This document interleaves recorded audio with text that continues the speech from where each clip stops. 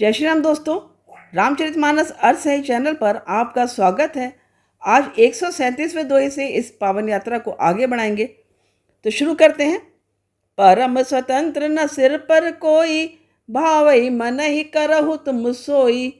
भले मंद मंदे ही भल करहु, विस्मय हर्ष नहीं एक धरहु। तुम परम स्वतंत्र हो, सिर पर तो कोई है नहीं, इससे जब जो मन को भाता है स्वच्छंदता से वही करते हो। भले को बुरा और बुरे को भला कर देते हो, हृदय में हर्ष विषाद कुछ भी नहीं लाते। डह की पर चेहु सब काहू, अति असंक मन सदा उछाहू। करम शुभा शुभ तुम ही न बाधा, अब लगी तुम ही न काहू साधा। सबको ठग ठग कर परख गए हो और अत्यंत निडर हो गए हो। इसी से ठगने के काम में मन में सदा उत्साह रहता है। शुभ अशुभ कर्म तुम्हें बाधा नहीं देते। अब तक तुमको किसी ने ठीक नहीं किया था। भले भवन अब बायन दीन्हा, पाव होगे फल आपन कीन्हा।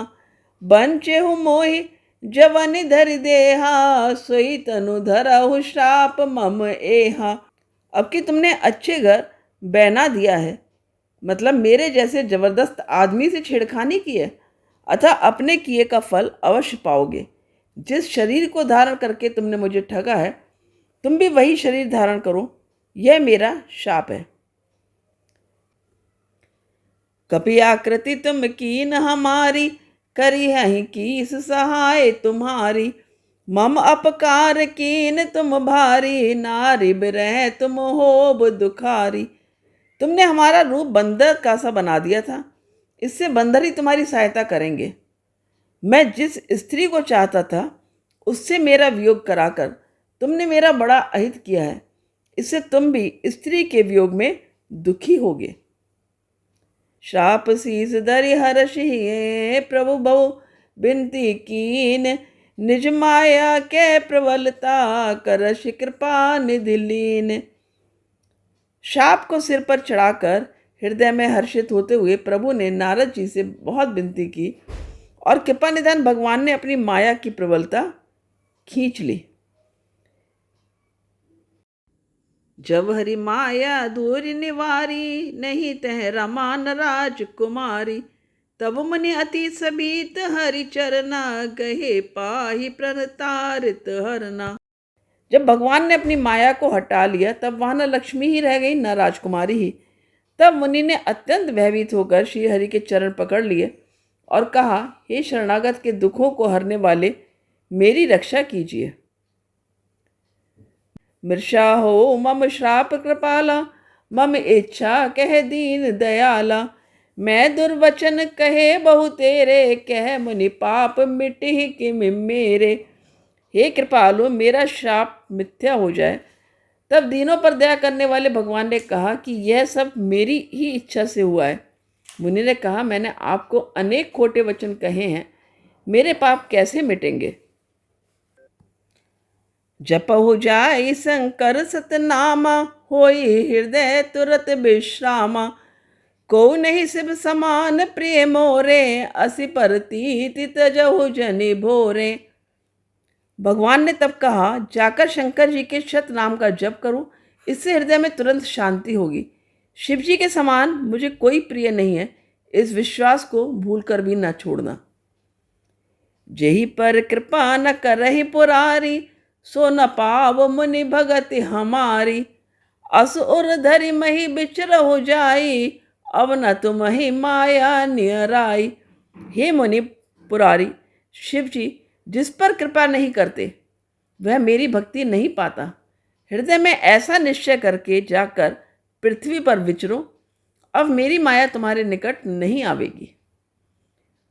बहुविधि मुनि प्रबोधि प्रभु, तब भय अंतर्धान। सत्यलोक नारद चले, करत राम गुणगान। बहुत प्रकार से मुनि को समझा बुझाकर ढांढस देकर तब प्रभु अंतर्धान हो गए और नारद जी श्री रामचंद्र जी के गुणों का गान करते हुए सत्यलोक को यानी कि ब्रह्मलोक को चले। हर घन मुनि जात पथ देखी, विगत मोह मन हर्ष विशेषी, अति सभीत नारद पही आए, गही पद आरत बचन सुनाए। शिव जी के गणों ने जब मुनि को मोह रहित और मन में बहुत प्रसन्न होकर मार्ग में जाते हुए देखा, तब वे अत्यंत भयभीत होकर नारद जी के पास आए और उनके चरण पकड़कर दीन वचन बोले। हर गन हम न विप्र मुनि राया, बड़ अपराध कीन फल पाया। श्राप अनुग्रह करव कृपाला, बोले नारद दीन दयाला। हे मुनिराज, हम ब्राह्मण नहीं हैं, शिव जी के गण हैं। हमने बड़ा अपराध किया, जिसका फल हमने पा लिया। हे कृपालु, अब शाप दूर करने की कृपा कीजिए।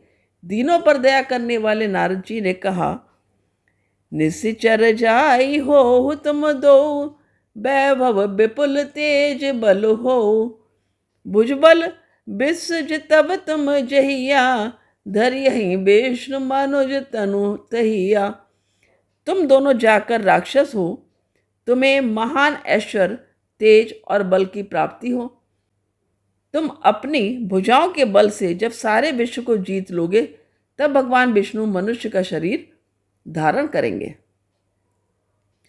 समर मरन हरि हाथ तुम्हारा, होई हऊ मुकुत नपुनि संसारा। चले जुगल मुनि पद सिर नाई, भये निशाचर काल ही पाई। युद्ध में श्री हरि के हाथ से तुम्हारी मृत्यु होगी, जिससे तुम मुक्त हो जाओगे और फिर संसार में जन्म नहीं लोगे।